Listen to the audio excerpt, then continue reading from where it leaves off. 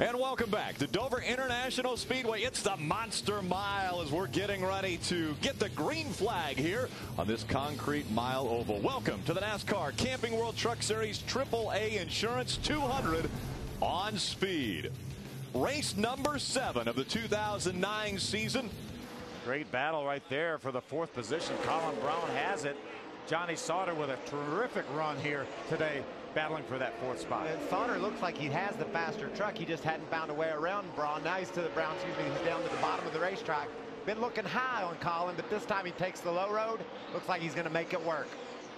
Gets past Colin Braun, so Johnny Sauter, teammates to Matt Crafton in that Fun Sand Chevrolet Silverado, making his way up into the 4th spot. Yeah. And on the left side of the screen, look at Rick Crawford. He's up on the inside of Colin Braun trying to take away that 6th spot. Got Fords running side by side. Colin Braun on the outside in the Conway Freight, number 6. And I love Wimmer in this 31 truck, racing up toward the top 5 in their debut here. Strong team out of the ARCA Remax Series. Scott Wimmer, excellent race car driver. Won in the Nationwide Series last year at Nashville. Was just running in the top 10 of the Nationwide. Had a great run going and cut a tire down. And still ended up finishing 18th, but had a good run going, probably a top 10 run. You can see he's battling on the inside of the racetrack. You really have to be careful down there. Great to see Samsung Instinct on that truck. Oh, wow. Issues with Timothy Peters. He's slowed on the racetrack, and some great driving there to avoid him. Is that a right rear flat? Left side, guys, left side. Left side flat. Both sides. That was a great move by Colin Braun to avoid Timothy Peters. Well, let's watch and see how these guys avoid him. Mike Skinner had a close call as well, it looked like. There's Timothy up high. Watch this now. Look at the speed difference. Colin was going to try to go around the 16 truck of Brian Scott. Watch this now. This is Skinner riding along with him. Oh, that is so close. Give you an update on Colin Braun and that Conway Ford. He was very tight off. When they came to the pits last time, they took some wedge out, put 4 tires on and fuel. That was at lap 102.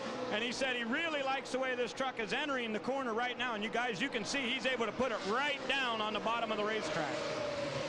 It looks also that he has a problem with his splitter on the front. Part of that splitter is gone from the front end of that Conway Freight. Number 6. Then I was told that we were a lap down.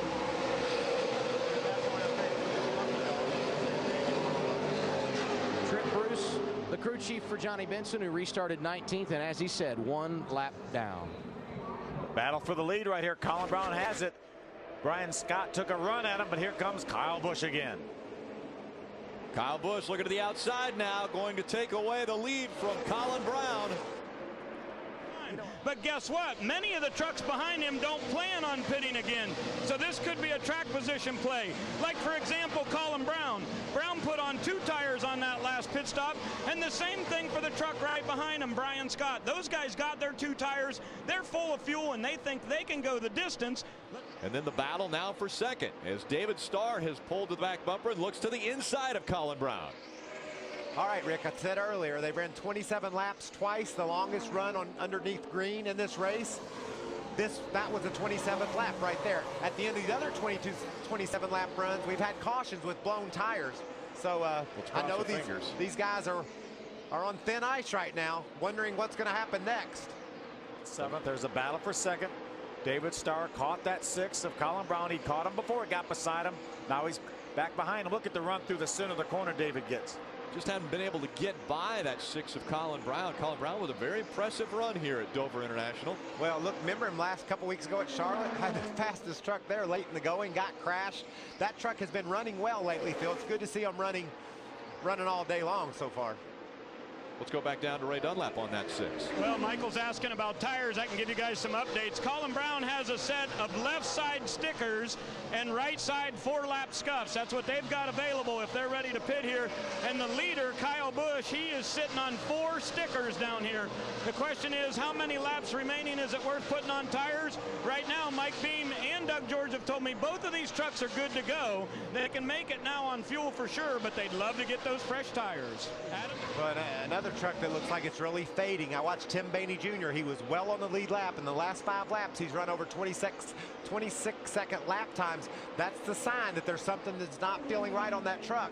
And we've seen one flat tire by Todd Bodine. We're going to see another one, and somebody's not going to catch it. The caution will fly. I don't believe we can make it to the end without it. Yeah, we've already run 35 laps. Ray, what's going on down there?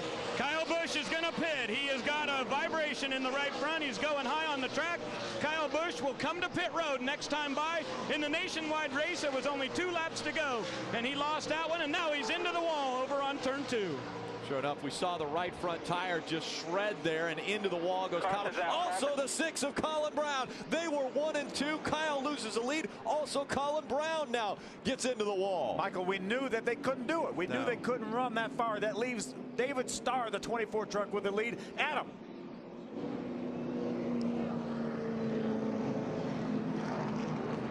And David Starr just came on the radio and said he has got a right side tire going down. The good news for him, they do have a set of right side stickers. We have confirmed it is the right front tire, Ray. And the damage on the 6 truck is severe. I'm not sure they'll even be able to get that Conway Ford back to the track. Right side tires going on the 51 for Kyle Busch here. I'm not sure if they're just going to do 2 tires or not, but he is going to be mired deep into the field when we get ready to go back to green here. They're looking over the 6 truck down there, but guys, I'm not sure he can even get back out. The 6 is done. His right front tire wasn't even spinning. Kyle got fortunate, cut the tire on the straightaway, and then hit the wall gently off turn 2. Look how much slower he's going right now than he would have been going. And when the tire goes, he still makes pretty significant contact with the outside wall. He thought he was okay at that point right there to get it on back to the pits. But fortunately, he just brushed that safer barrier. I don't think that's enough contact to hurt that truck. I believe he can get the pit road, pull the fender out, and still have a fast truck. You can see Colin Braun up ahead. He just barreled right into the outside wall. Mike Skinner goes by. Colin Braun inherits the lead and doesn't go 1 corner and loses a right front tire. Take a look at our unofficial results.